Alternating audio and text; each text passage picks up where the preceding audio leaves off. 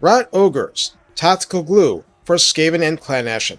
So, you're a Skaven warlord. You don't need chaff. Skaven slaves and clan rats have that covered. You don't need artillery. Clan Pestilence has been paid off for some catapults. You don't need more missile units. Squire and Eshin have had their due.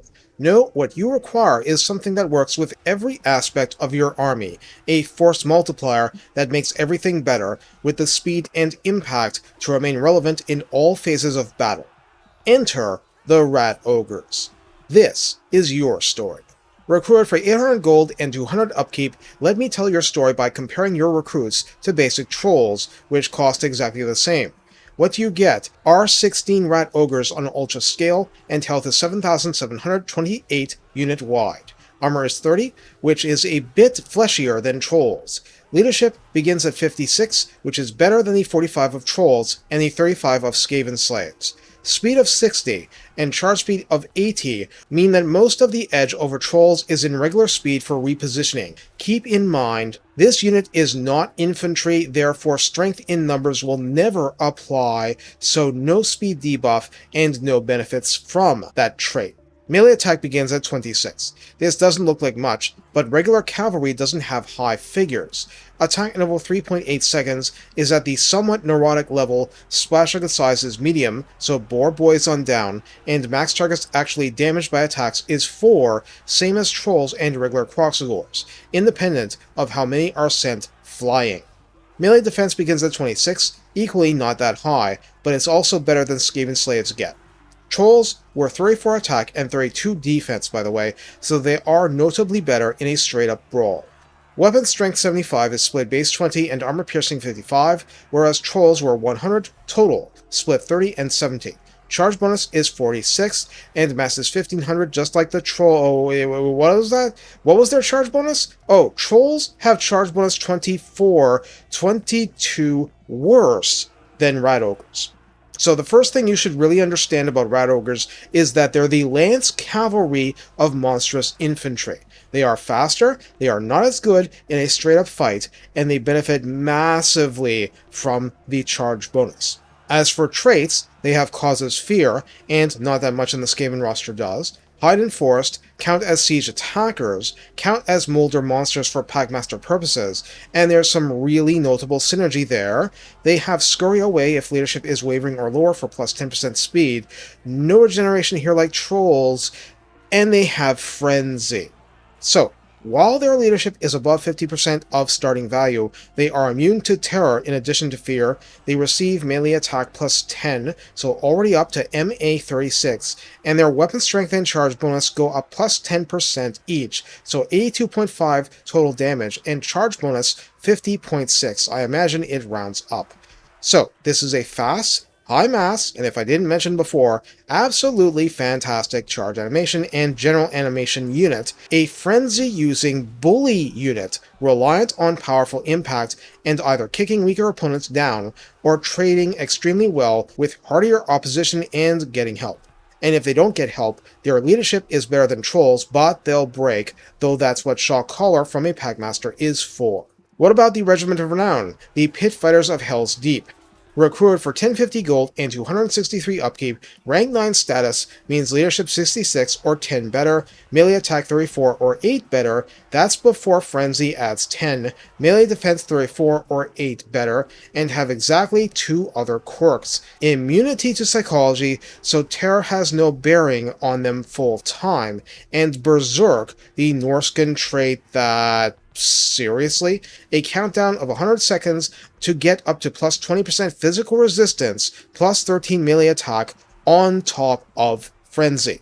Of course, at that point, they rampage for a while, but still, that's interesting.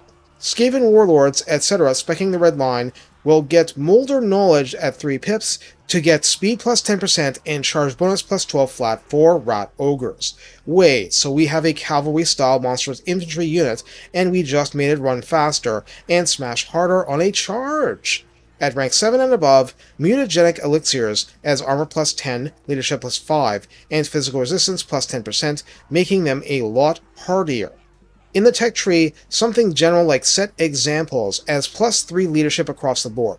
Monstrous Abominations adds weapon strength plus 5%, nice but mild, and charge bonus plus 15 flat. Wait, what?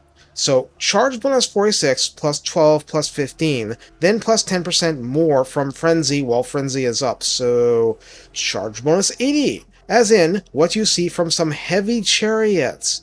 Now that's before they get buffed, mind you, but that's not bad at all. Practiced Goaders is mostly for Packmasters, but also adds leadership plus 5 to Rat Ogre units. Unfathomable Horrors adds plus 2 recruit rank. Not much else has changed for Packmasters except the global item rework, so my old video on them will still demonstrate their awesome upsides for Rat Ogres, including Shock Collar, upkeep reduction, casualty replenishment, and recruit rank. And finally, the Clan Eshin spin. Quality and quantity adds plus 20% to the upkeep, but that's all.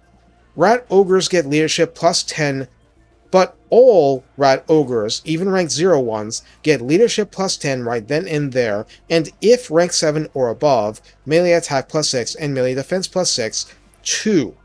If you're keeping score, that's a total of a plus 18 leadership swing, independent of veterancy gains, and before any lord or hero improvements mid-battle. Yeah, low armor, low melee defense, health not as much as trolls. They'll fight almost like longbeards at that point.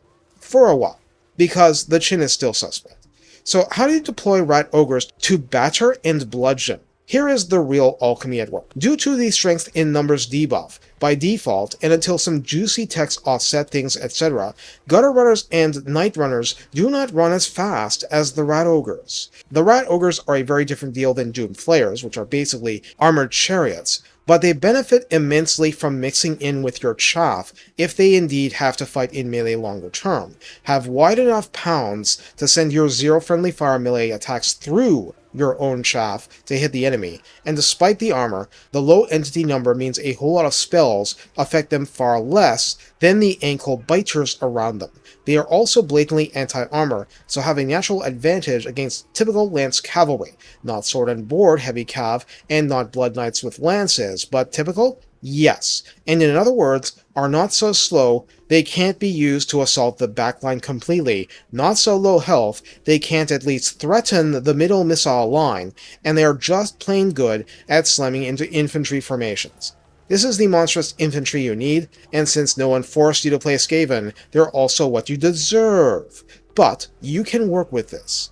Since I'm going through Eshin stuff specifically too, a gigantic leadership upswing like this, and for the RR and hardened veterans, plus 6 melee attack and defense, these are really big deals. You do pay for the privilege, and you do have to give Molder swindlers a lot of money just to get into the game. But it's one thing to have Rat Ogres that tend to break under missile fire and can't even get to the enemy's missile line.